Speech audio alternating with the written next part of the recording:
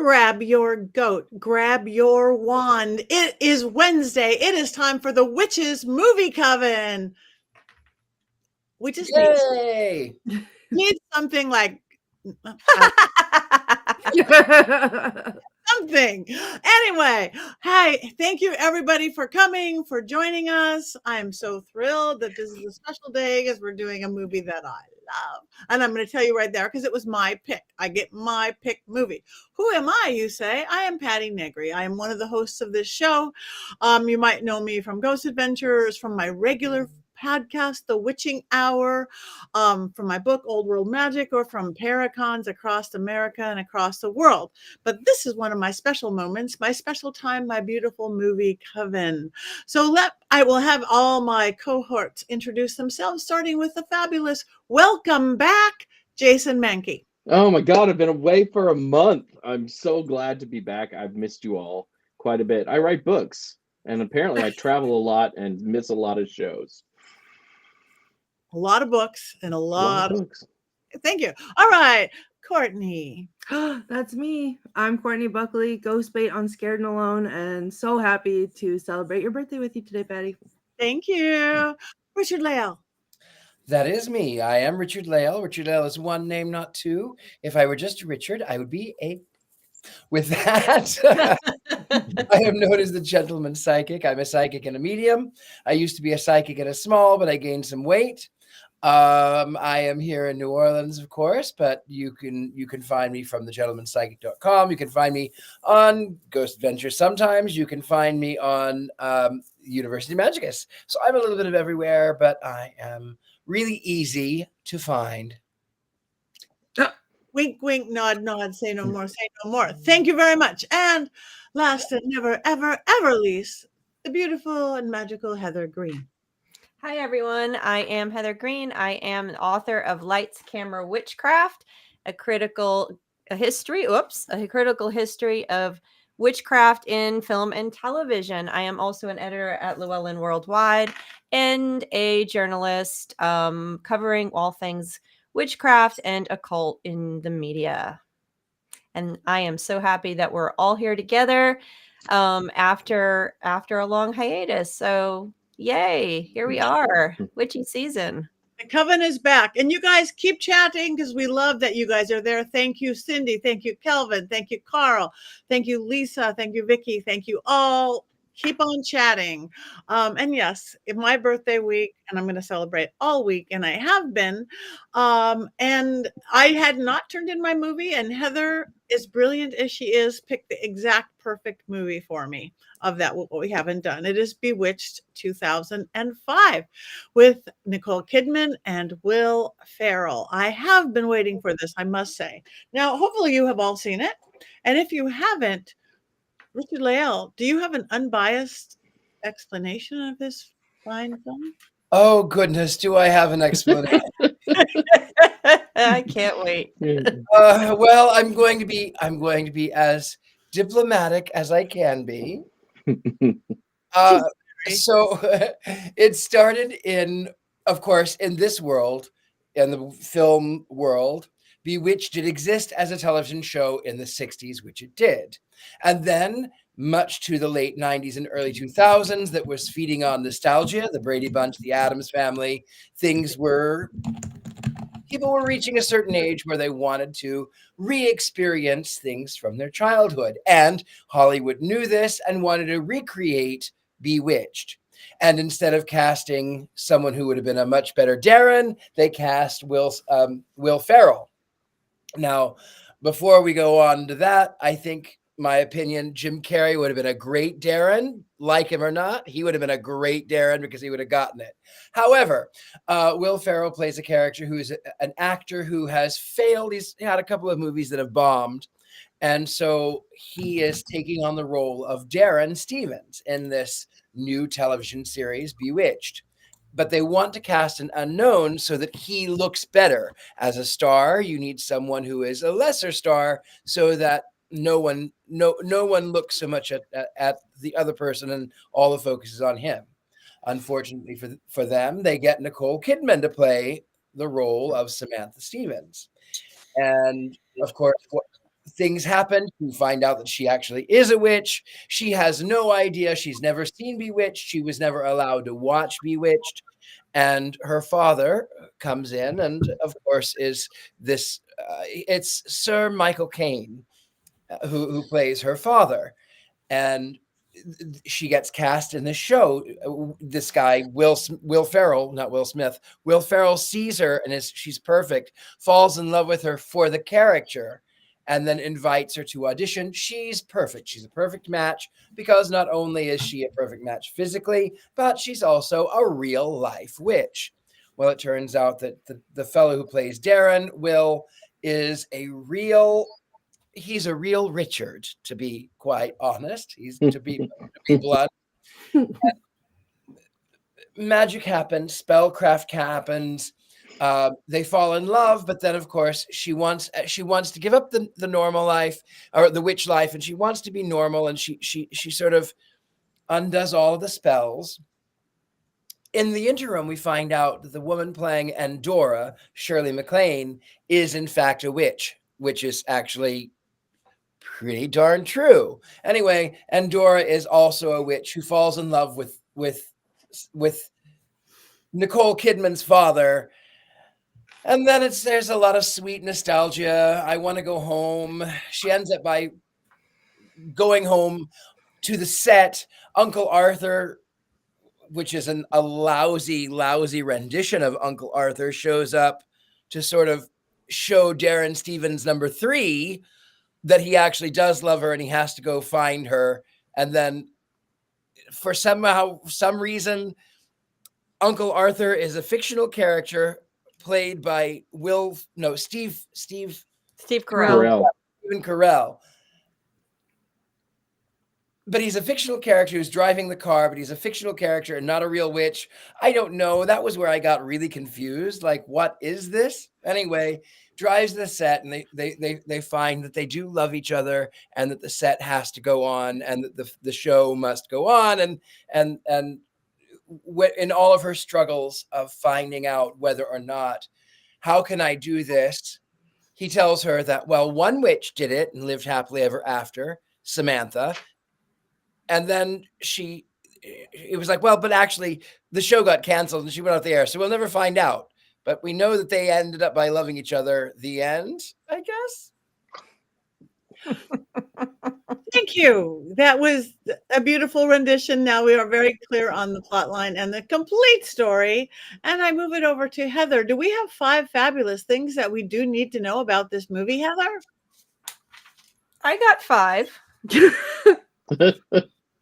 So context, because that's always the easiest one to do, and a little bit about that. I'm going to talk about the director because that's a notable point, and the cast, a few notable points there, a few fun ones, in fact.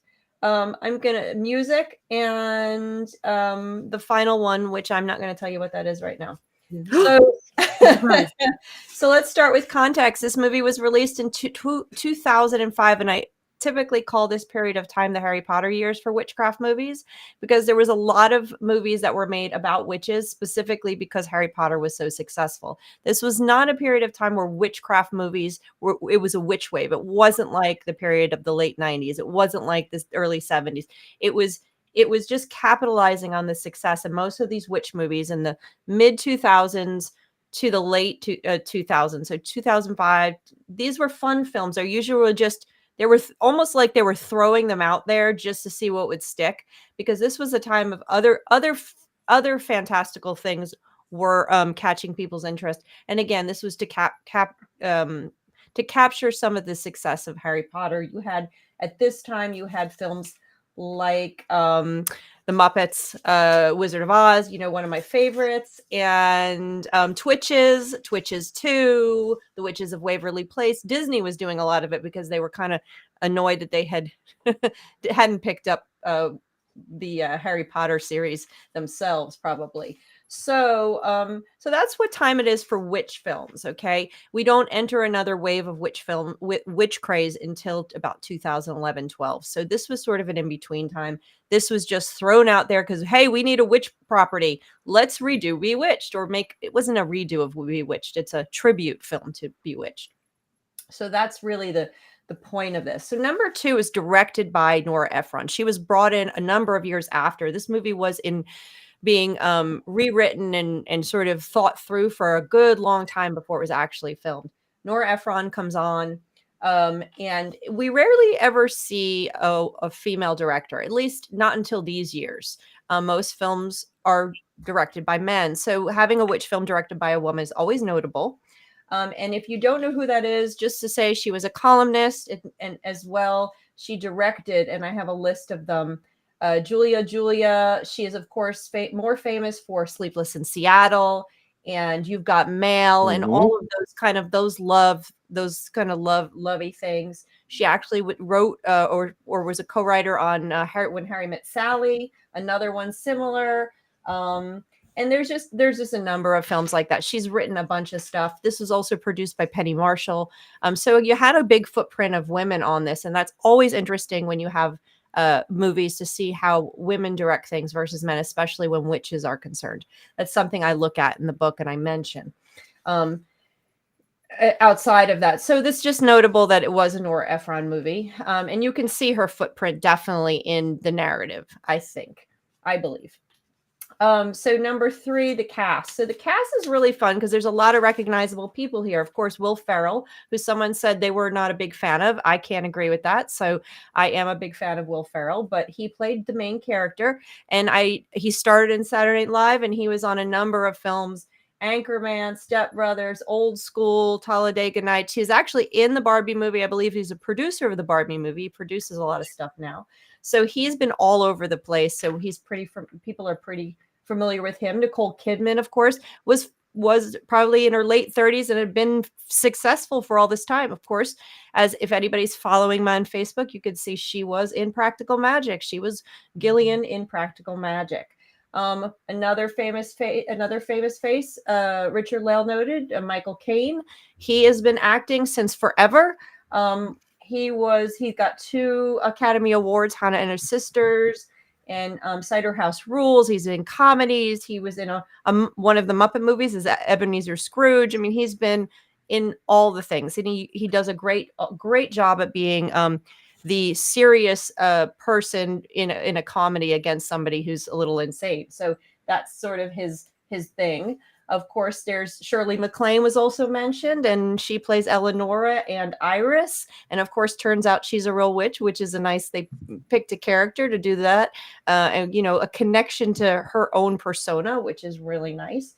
And we have Jason Schwartzman. If you watch Wes Anderson movies, you'll recognize Jason Schwartzman. One of the fun ones I want to mention, Kristen Chenoweth. And if you don't know who that is, she is the originator of Glinda on the Broadway Wicked, which had just come out in 2003. So by 2005, she was maybe not a household name, but at least if you were watching Broadway and like Wicked, she was a household name by this point. So that she was in it, and she actually sings a song on the actual CD for this movie on the album. And let's see, who else do I have in here? There are also a lot of cameos and short roles. So of course we had Stephen Colbert, Conan O'Brien, Amy Sedaris and Richard Kind play the neighbors at the end, they play characters Abner and Gladys Kravitz, which were characters in the original show. So they kind of bring those back in those little cameos. You have Steve Carell, who plays the bizarre Uncle in the bizarre Uncle Albert scene. So you have that. And one of the last ones I want to mention is Carol Shelley, who is Aunt Clara. And so who is Carol Shelley? This is really cool. She's also was the original cast member of Wicked. She played Madame Morrible. So she was Aunt Clara here in the middle of the movie. If you in the middle of the movie, she does the spells, but she was actually played a witch in the original Broadway show of Wicked. And Madame Morrible. Madame Morrible was the headmistress of the school that Elphaba and Glinda went to. So it had a cast of very notable people, lots of recognizable faces. and David Allen Greene was in it, Greer was in it, and there were a number of other people. But so the cast was very recognizable, as was my next one, music. The music was very recognizable. They didn't go with just something that was created for this. You had songs that were famous. You had songs. I wrote a bunch of them down, but I can't find my list now. You a lot had of Frank Sinatra. Frank Sinatra. Yes, you had Frank Sinatra, had Louis Armstrong. Of course, I already stated that Kristen Chenoweth sings one of them, but the song she sings is Witchy Woman, recognizable. You had REM, you had Talking Heads, you had the Police, you had just a ton of very recognizable songs to draw people to this movie of a recognizable TV show based on a recognizable TV show with recognizable actors and actresses. So I will then state that going to number 5, the movie was a complete bust. It was unsuccessful. I can't imagine why. It cost $85 million. It only made $63 million to date US, and is pretty much was, again, like I said, a complete bust. But here's my list. I just found my list of songs. But what I want to say is that one of the problems, if you read a lot of the reviews from film people of this time, you can't remake this. And this, you can't remake Bewitched. Now, they didn't try to remake it, but the problem is the original show success was dependent upon the time it was made. And that's true for a lot of movies. When you have a witch trying to figure out whether she wants to keep her power or not keep her power, that she has to give up her power to be a mundane person, that's a conversation that doesn't fit the 2000s in terms of a woman's power or in terms of witchcraft, either one. So you had that in the 60s because we didn't have the modern witchcraft community had not yet influenced film to the degree where that it changed it, that we would have a different conversation. That really doesn't happen until the 90s. What we had then, and also the other piece is, as far as women's power and gender agency, is that during the 60s, that was a big conversation. So this show, and we've talked about it before, was an allegory for the 1960s and the struggle women were having with their own power within society. It also was a conversation about interracial, interfaith, or anything marriages and that blend.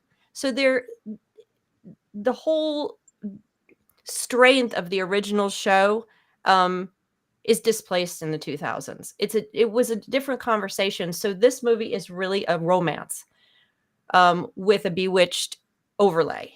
And it, like I said, you can't some shows are so dependent for their success on the time they were made. Bewitched is one of them.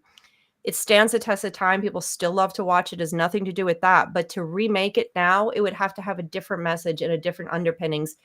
You can't do it easily. And they, we can discuss whether they were successful or not. I'm not going to give my opinion, but that's one of the problems this film had, is that it was trying to do something it just never could have done. So that is what you need to know about this. Thank you. That is beautiful. I know in the beginning, before we get into all of our opinions, good and bad, you guys, take note. I was going to tell you what we have movies coming up because Heather and the crew, the Coven, has picked some fabulous movies. Today is, of course, we know, Fabulous Bewitched. But next week, Rocky Horror Picture Show. Watch it twice. Watch it 3 times. We're going to do the time warp. We are going to do the time warp. Oh, we will. October 23rd, Rocky Horror Picture Show. October 30th, Hellbender. It is Halloween after all. November 6th, Poltergeist. The original Poltergeist. Thank you. Yes, jump in where film, Courtney. November 13th, Hello Again. And I don't know that one, so I can't speak to that. But up bump to November 20, one of my favorite, Ghost. Demi Moore, Ghost Sex, Patrick Swayze. It's fabulous. November 27, Beautiful Creatures. December 4, Wicked. Again, Watch it twice. Watch it 3 times. The December 11th, Stardust. December 18th, Miracle on 34th Street. It is Christmas season after all. And December 25th, TBD. I love that movie, TBD. Really good. I've seen it a few times, TBD. So anyway, we don't know what Christmas 25th day is going to do, but we have some really good movies. So watch them so you can be as opinionated as we are along the way. All right. So who wants to talk first about this movie? Have Me. you ever seen anyone My flush? movie. What? Okay. Go ahead, Patti. I want the positive. Go ahead. Okay, because you're gonna get the positive. Mm. I honestly don't remember seeing it when it first came out. It is one of my favorite movies to watch on planes, and I spend a lot of time on planes. And to me, okay, messages, yeah, it's not in the 60s. I agree with everything that Heather said there, but it's just a feel-good movie. I mean, now more than ever, we just need a feel-good little rom-com. I mean, I love everybody in it. I love Will Ferrell. He's fine as Darren. Nicole Kidman, who could not like her? Everybody's charming. Everybody's cute. I don't care if they're good or not. Shirley MacLaine, of course. So I don't know. It was pretty. Everybody was pretty. Everything was pretty. Los Angeles was pretty. They showed the TV. Look at Richard Lael, that face. They showed. I love movies that show entertainment industry and its truths and its not truths along the way. Showing the filming of a TV show. I like going on sets and just all that backstage stuff, whatever that is, and how it is portrayed right and wrong in television. It is truly one of those movies that from the second it started, I loved the original Bewitched when I was a kid. From the second it started, I smiled and enjoyed it and followed it along. I wasn't confused. I didn't care that Steve Carell is a fictional character and it could drive badly. That was okay. It's a fantasy. It's a rom-com. I mean, we're witches. We don't fly the way she does. That's okay. It's magic. So I just think all the crazy stuff that our day-to-day life is. This is one of those, just sit down if you just want to be happy and feel good. And it makes me be happy and feel good. So that's what I have to say. Okay, Jason. If I had a plot synopsis, and it'd be different than Richard Lael's, it would be take $85 million, find a toilet, put the $85 million in the toilet, and then flush the $85 million down the toilet. Bewitched is a beloved institution, and it's a show that people love, and it's, as we've already said, it's a show people watch, and I feel like they got everything wrong in this movie about Bewitched. And there's some great actors in it, and I could not believe all of the people who are in this film. And again, wasted. They're just all wasted in this film. Really, I mean, I could have watched a movie with people setting money on fire, and I would have felt better than I did at the end of Bewitched. So I'm back, and I'm apparently cranky tonight. Here we go. Well, as our resident movie hater, I have some things to say. Controversially, I did not grow up watching Bewitched. It was only on reruns on Nick at Night that I would catch accidentally sometimes, and I didn't really get it, and I didn't really love it. But this movie, I have a very controversial take on, obviously, because I didn't mind it. I thought it was fun. I mean, granted, I would always prefer a horror movie over sappy love stories, but it was cute. I love Will Ferrell. I laughed out loud a couple times. The music was fun. I recognized the theme song, and I liked all the different ways that they played the theme song. I thought Nicole Kidman was cute. And I didn't love the ear. That bothered me a lot. But yeah, it was just like, you don't have to go that hard. But overall, I didn't hate it. I didn't mind it. Yeah. I didn't mind it. I would have liked to have seen a lot more of Shirley MacLaine, though. Yeah. So Yeah. I feel like she was really wasted in that role. One of the most endearing things about Endora is her disdain for Darren in the original series, Agnes Moorehead. The way that she was brilliant. She was a force to be reckoned with. And likewise, Shirley MacLaine really is that way.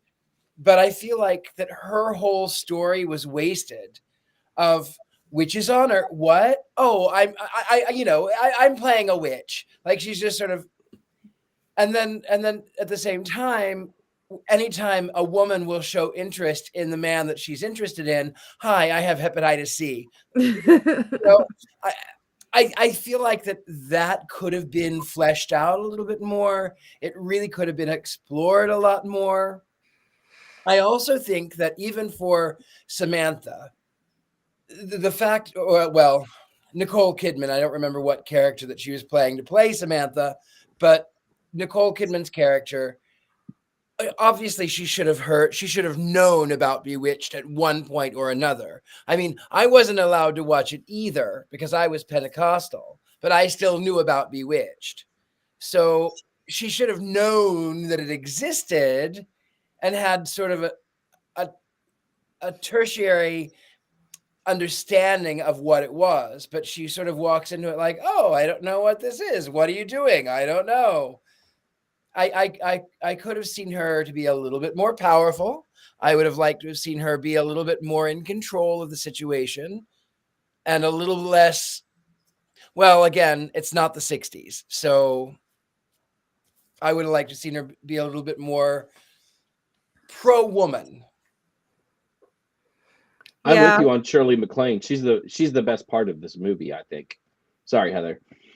No, I think I don't think it's as awful as you guys have said. It's almost like it's disjointed. It's got these really good moments. There's one scene where Will Ferrell's doing his Will Ferrell thing, and it's just perfect. And I'm like, I love watching him go. When she was revealed the broom and was going to fly, and then he falls off of it and he gets the stick. That's like so Will Ferrell. It's right out of all the movies I love. So I love that moment. And I love her assistant, the writer, has some funny lines, and I was laughing out loud. So there's these moments, and I love Kristen Chenoweth and her little run and her little side character thing. I did not love the Marilyn Monroe voice that Isabel had. I felt like I wanted her to be a little stronger too.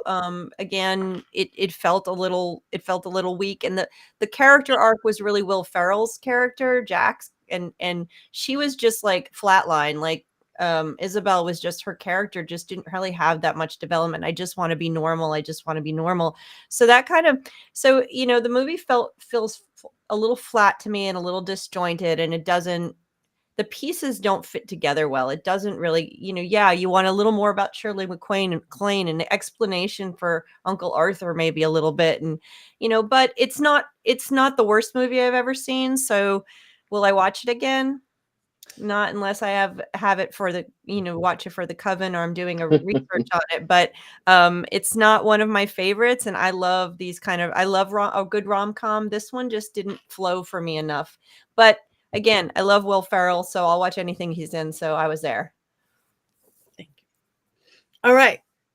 Is that everybody? Opinions made? That's it? That's it. We have that was the fastest discussion ever.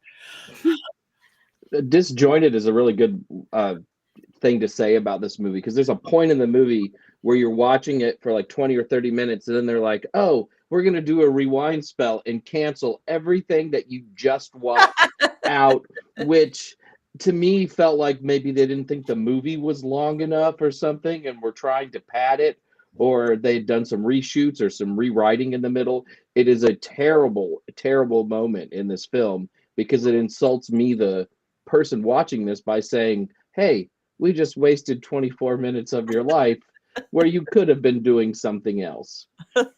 Jason loved this movie, we can tell. Yeah, I just watched a cute little romantic comedy. Take the spell back, backward. I mean, because she's a witch, she could do that.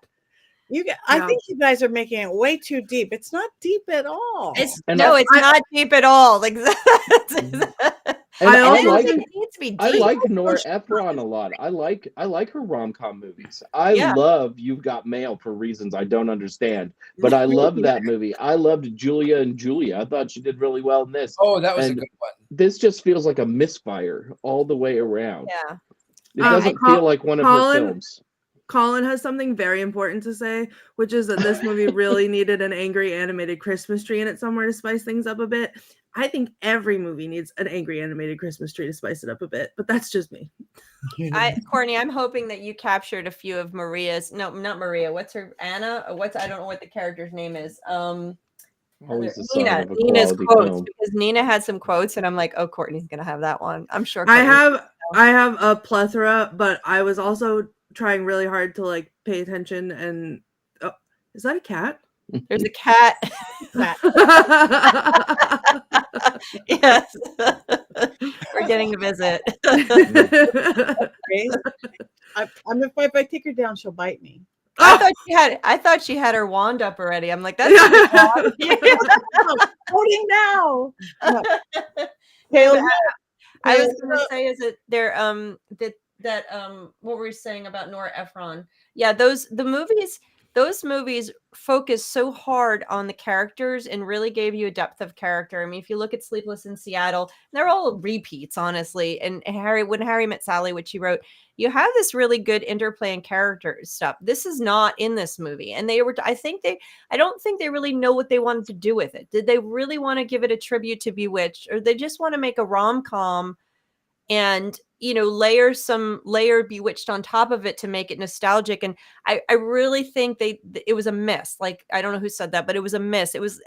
When a movie takes 10 years to write and rewrite and bring new people in and new people out, it doesn't bode well for the end product. And that is just true. Anytime you hear that story over and over again for bombs, is that they just were trying to hit something. It's like it was like what they were aiming for something. No, that's not the way to say it. It was a movie without a purpose. It didn't have its purpose. It's like they just wanted to throw something out because witches were possible. Oh, Bewitched, let's do something with that pow, without thinking it fully through. I don't know. It's like disjointed. It's misses, is all I can say. And it's unfortunate, but I do like Will Ferrell. I think that the major thing I disliked was Steve Carell and his awful imitation of Paul Lynde. You can't do Paul Lynde. It was, I mean, I can, but how do you do, my dear? Hello. Anyway, I just feel like I feel like Steve Carell. I feel like that was where it was really disjointed and really lost the ball. And was Will Ferrell in some sort of state of delusion? Was it like a madness? Was it a dream? Was it a ghost? Was it? I mean, it was just Steve Carell. It was terrible. And I love Steve Carell too. I love Steve Carell, and he was funny. Carell too. Also, I love him in that role. I think here's the thing. Here's what I think. I watched it, I think when it came out or close to when it came out. But again, it did not have a big impact on me because I was not a fan of Bewitched to begin with. And I think that helps, obviously. But in today's age, where every single thing is a remake and there's like very few original ideas, watching it today was nice because they weren't. I know that the movie was about them remaking Bewitched, but it was a different perspective than just them actually trying to remake something. So I think I appreciated it watching it today for that reason.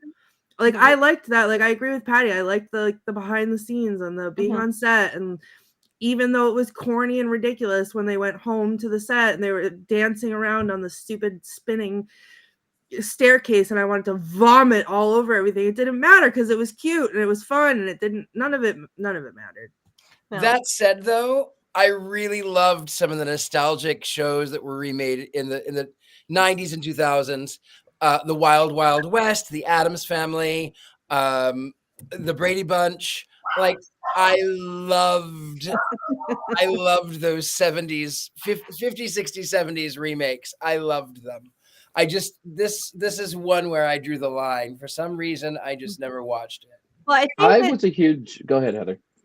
yeah, I was going to say it. I think that they did it right with, I think the choice to not remake it and the choice to do a show about remaking it is a really good direction when you have something that's as powerful as a product like this. It's like trying to remake remake Star Wars or trying to remake The Wizard of Oz 1939 directly. They're too powerful to redo them in our culture. So I think that direction, like I said, they and I love that part too, Patty. I love when they show behind the scenes stuff. That's like so much fun to watch.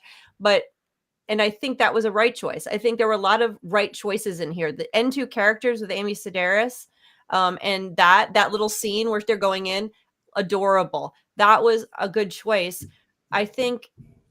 But were they going to do that, or were they going to do the love story? It's like it fell apart just piece by piece, like they were sticking things together, and it really didn't flow. But I like that choice too, if they were going to do it. So, Jason, sorry. Oh, I remember when this came out. I was already a huge Will Ferrell fan, and I was going to see this in the theater, but I was busy that week, and then it was gone and not in the theater. So, I didn't really get a chance. No. So Yeah. is this one worse? What's the worst Will Ferrell movie? Is it this How one? Or dare you? No, he can have his low points. No. Yeah, he's got We low can points. love him and have his low points. I didn't say, look, Will Ferrell's worst is better than some people at their best. Let's just say that, Courtney. You can take your glasses off now. I love Will Ferrell. I watch all his stuff. I love what's the one where he's a Viking and he's a singer? Oh, the Eurovision. Eurovision. Thank you. I blocked my head. It's so that some people will not watch that like Will Ferrell, but I like that movie. Oh, Blades of Glory, so good. What's your least favorite Will Ferrell movie? There is not one. Night of the Roxbury. You've seen The Campaign? Has anyone seen The Campaign? Fair. I think I saw The Campaign. Yes. Oh, is Steve my Carell God. in that one? I think he's in all of them. Okay. No, it was him and Zach Galifianakis in that one. Literally screaming. I can't. Anything he's in, he could talk about dog poop, and I would think it was the funniest thing that's ever happened. He's just hilarious. Holmes and Watson is pretty bad. That's a really good one. That is a pretty bad one. But this is worse. So Okay. On that note, we've discussed it. We've discussed Will Ferrell. And do we have quotes on this fine film, Miss Courtney? Yes. Okay, hold on. I have quotes in two different places, so bear with me. Hold on. So a couple of the Nina ones when she's saying, because what's her face? Samantha is mad because Will Ferrell is a jerk. And she goes, we could electrocute him. There's tons of wires around here. Let's set fire to his trailer. Let's just do it. Which I was very excited about. When Will Ferrell screams, Endora, you rancid fruit bag, get out of my room. And I'm going to start calling people rancid fruit bags. Let's see.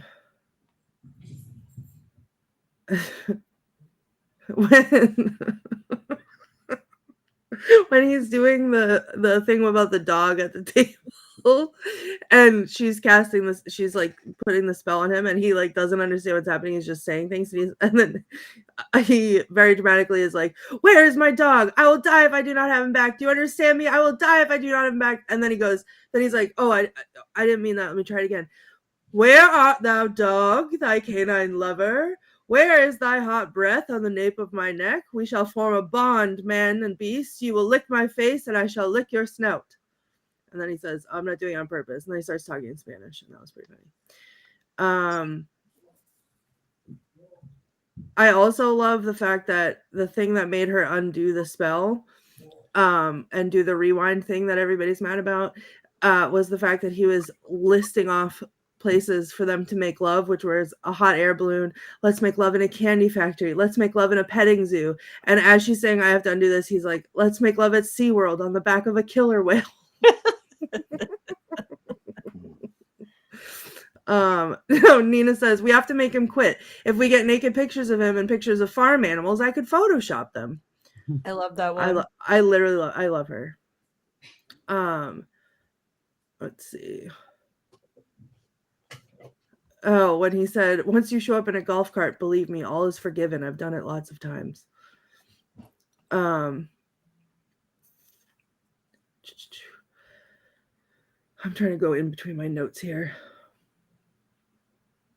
Oh, one of them was one of the ones I liked. It wasn't as funny, but she said, she's saying to her dad, isn't there a spell that can make you stop crying? Like, don't we all need that sometimes? I would like that. Oh, and Nina says, I have a taser. I think we should taser him and throw him into a shark tank at SeaWorld. Which feels like everything that I've ever said. Okay, and then I have one that I thought was kind of poignant. And sorry, I have to pull it up on my phone here. She said something magical happened all by itself. And I feel like that's the beauty of like witchcraft and being witch, is that yes, we do spells and yes, we do magic and yes, we do whatever, but at the end of the day, because we do all that and because we're immersed in it, it's a lot easier to see the magic just in life. Yep. Which I like. And then on a less serious note, when he's doing his stick thing, after she goes on the brooms or puts him on the broomstick, and he's screaming, "Am I gonna get pregnant? I can't get pregnant right now." And then they break up, and then she's upset that she's like, "I'm fine, really. Last night I ate 3 burritos and smashed every dish in my house." And it's like, girl, boy, do I feel that. And then I liked, it's corny and it's stupid, but it's a rom-com. So I liked when her dad said, "Go home," and she said, "Where's that?" And he said, "Wherever you've been the happiest." And then when he was yelling, he was at the he was dreaming that he was on Conan, and he's talking to himself in the mirror, and he's like, "Last June I cast a witch as a witch, and now brooms make me cry." I thought that was very funny. And then I really liked when Steve Carell, when he was running out of the car and he was going to find her, and Steve Carell said, what exactly did he say? Sorry. "Run to her, you idiot." Because that's the cliched rom-com line. So those are my quotes. Can I make a comment about one of them? The quote where he says at a candy factory, I can't help but wonder if he threw that in because this was also the year Charlie and the Chocolate Factory came out and was #1, and they were released, I think, back to back or very close together within a few weeks. Mm-hmm. And so I wonder if Will Ferrell threw that in because people would have had Charlie and the Chocolate Factory on their minds, and so it kind of made a little connection between the two movies. So anyway. And you got all my Nina quotes. You got them all perfectly. Thank you. She's just that was everything she said. Yeah, and everything she said, I was like, oh, I didn't know I was cast in this movie also. So I think I thought the same thing, that you were.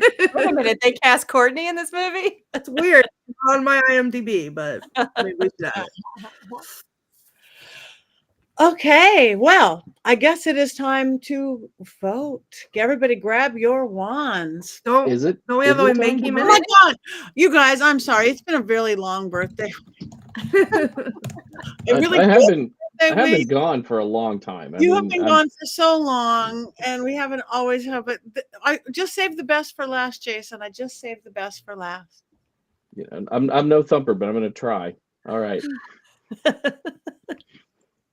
Arnold Schwarzenegger, Jean-Claude Van Damme, Sylvester Stallone, Chuck Norris, Charles Bronson, and now prepare to add another name to the list of men who should never, ever be the lead in a romantic comedy, Will Ferrell. Find yourself horrified as Ferrell acts obnoxiously and unconvincingly as Jack Wyatt, a down-on-his-luck movie star who is crazily obsessed with the TV show Bewitched. Sharing absolutely zero chemistry with Ferrell is the usually charming Nicole Kidman, who throughout the movie does her absolute best impression of Meg Ryan, which sadly is not a very good impression of Meg Ryan. Welcome to the world of Bewitched, a film that takes a giant dump on the legacy of the Elizabeth Montgomery original. Joining Ferrell and Kidman is Academy Award winner Michael Caine, who apparently lost a bet with someone at Sony Pictures. Who did you kill, Caine? Jail would have been a better fate than being featured in Bewitched. Also featured in this movie are other people you might have heard of, such as Stephen Colbert, David Alan Grier, and Kristen Chenoweth. What do they actually do in this film? I just watched it today, and I'm not sure I can tell you, but I am confident I saw them a few times. Sadly, the film also includes a cameo by Steve Carell that is so awful and cringeworthy that I've attempted to bleach my eyes several times today to remove the memory of Carell's absolutely terrible Paul Lynde impression, and Paul Lynde was a treasure. Carell's impression was a crime against humanity. Ed Lynde impressions are not that hard to do. Fare thee well, Charlotte, you old schemer. See, I can do it too. Steve Carell can't. Shirley MacLaine also stars, and she's the only spark of brightness in the entire movie. Witness gifted writer and director Nora Ephron dropped the biggest deuce of her otherwise illustrious career with one of the most poorly considered summer blockbusters of the last 25 years. Roll your eyes as 20 minutes of the film is retconned out of existence in the movie's middle act. Cringe as Nicole Kidman spends the movie's first half hour acting like a child who has discovered socks for the first time. Watch as the movie constantly winks at you for being a movie about the making of a TV show based on a classic TV show. Wow. It's everything you loved about Bewitched, minus being about Bewitched. And finally, prepare to mumble constantly to yourself. They spent $85 million on this? Bewitched, the movie that puts the crap into witchcraft.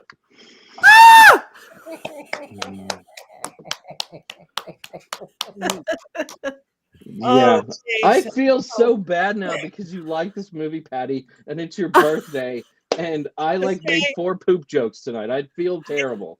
It's okay.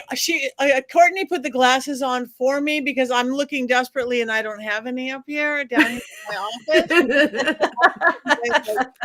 It's all right. Do we not remember my not so subtle meltdown on Heather's birthday? We take it in stride. We're a coven family. We can handle these things. We can handle these. I won't take it personally. I think that was a little harsh, Jason. I think I'm going to take it personally. You were right on, Jason. You were. I mean, you and I, simpatico, brother, simpatico. Cool. Wow. What's interesting is that it's the 3 of us that are women that actually think it was not so good. That was actually pretty good. So I don't know. Maybe it's something that's not speaking to you, gentlemen. I don't know. Yeah, maybe it's a Will Ferrell thing. Maybe I don't know. I think it was the Steve Carell, Paul Lynde horrible impression. I think that's what killed the whole thing for me. That was a travesty. That was a complete and utter travesty. As someone who watches the Paul Lynde Halloween special every year on DVD, that just terrible. Had no business. Who said, "Hey, this worked out really well. Let's keep this in the film"? No, just I'm hurt. It's not my favorite movie, but I think that was a little harsh. But was it funny though? It's supposed to be funny. It was funny. It was very funny. Members of the jury, before we vote, scratch that last comment. We take that off the record, members. All right. Now I've forgotten everything. It's still a great movie to watch on an airplane. I'm going to say that forever because it just makes you happy. Maybe fall asleep, but makes you happy. But that's my vote. I want everybody's wands up, down, neutral, up your other side, wherever you so choose to put them. Wands. In honor of Patty's, no, I can't. I just can't. I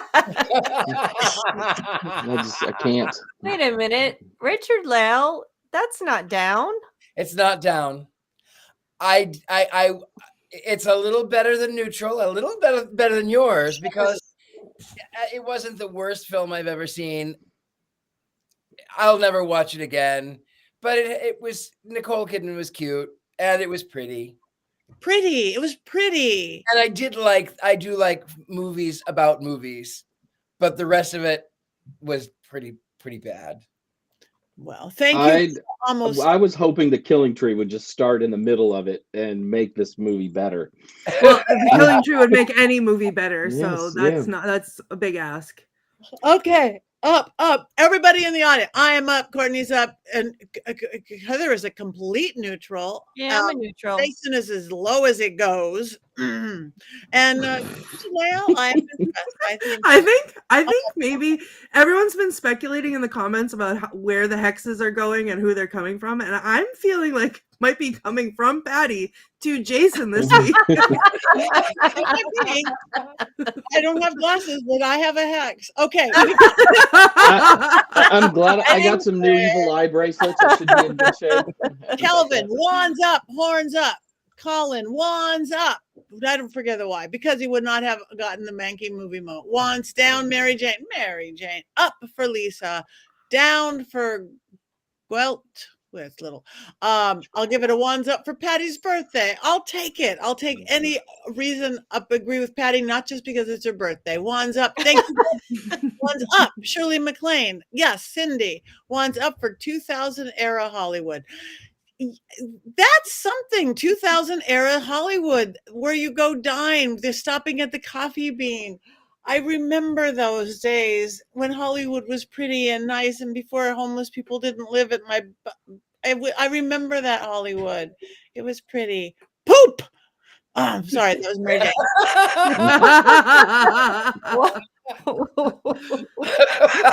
Gone south. Something has happened. Yeah. All right.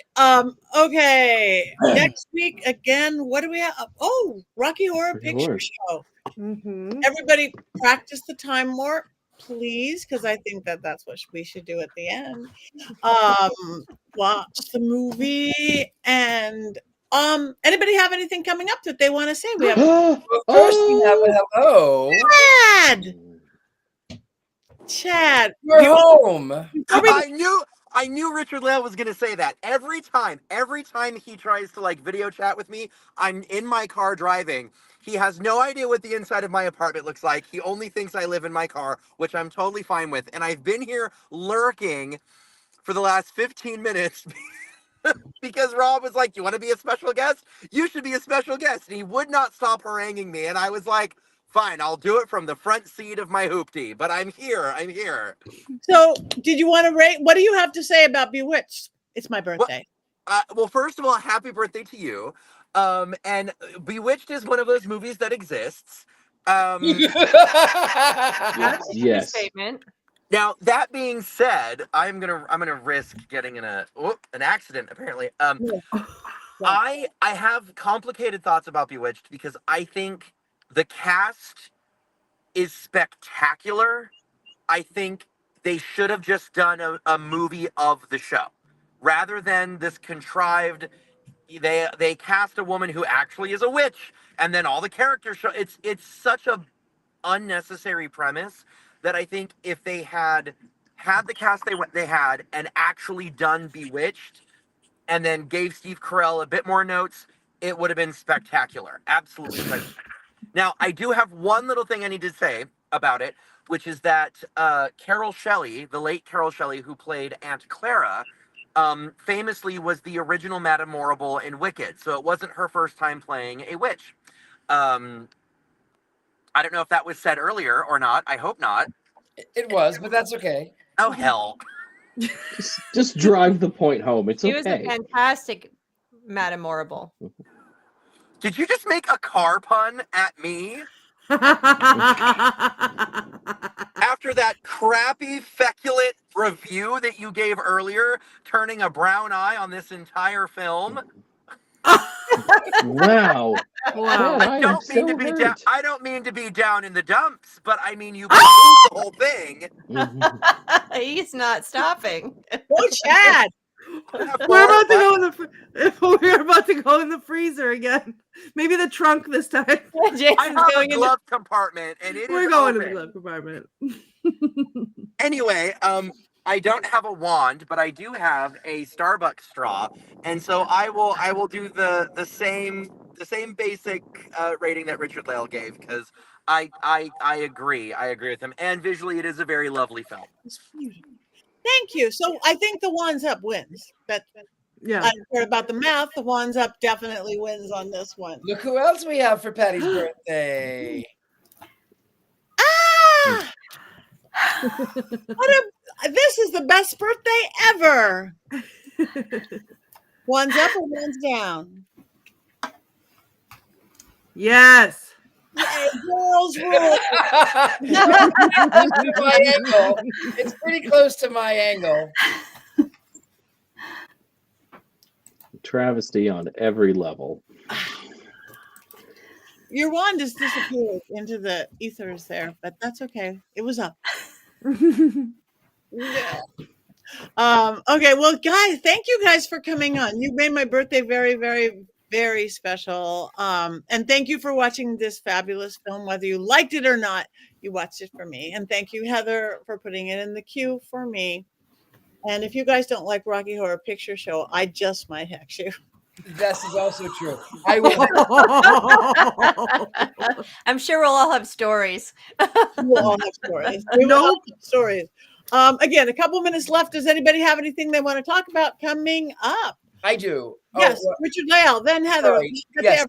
Scotland trip. Come and see me. Come with me. There's a QR code at some point. Traceless Tours. You can find it right there. Come with me to Scotland next year. It's going to be so much fun. We're going to go to a paranormal investigation and some haunted locations, and there'll be readings from me. It'll be a lot of fun. Also, University Magicus.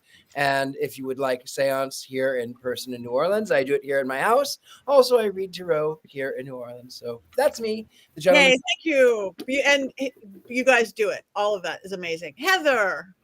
I have a book event and a witchy event for celebrating Halloween this Saturday in North Metro in Marietta in Georgia. And I'll be there with two other witches, Jamie Wagner and Samantha Rose Hicks. And we'll be there doing, talking about witchy stuff and doing readings. And it'll be fun. It's 2:00 and I'll have it up. I'll be posting it in my socials. That's Saturday. I do have an event in November, but I will wait and share that next week.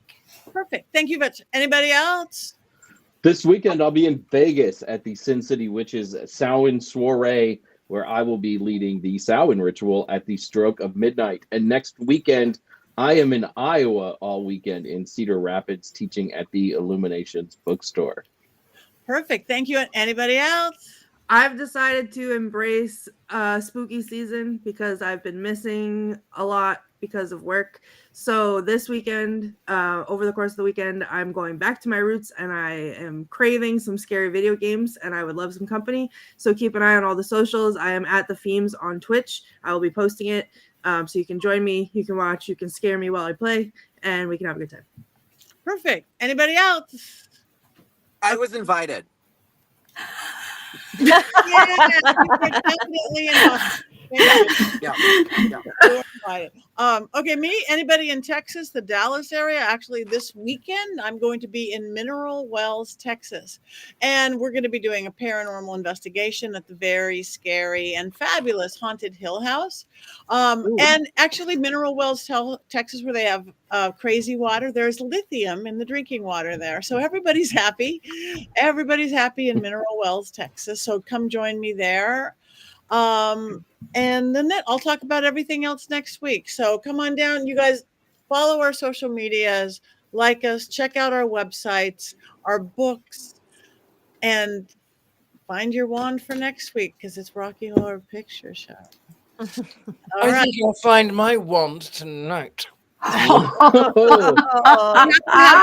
Richard Lael, we have to have impressions. I am uncomfortable.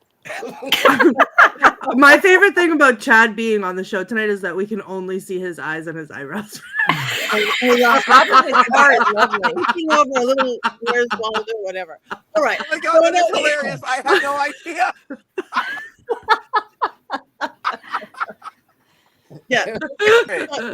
Your car is beautiful. All right, now we're gonna cackle because you guys get really mad when you're not gonna sing happy birthday to me, much Instagram.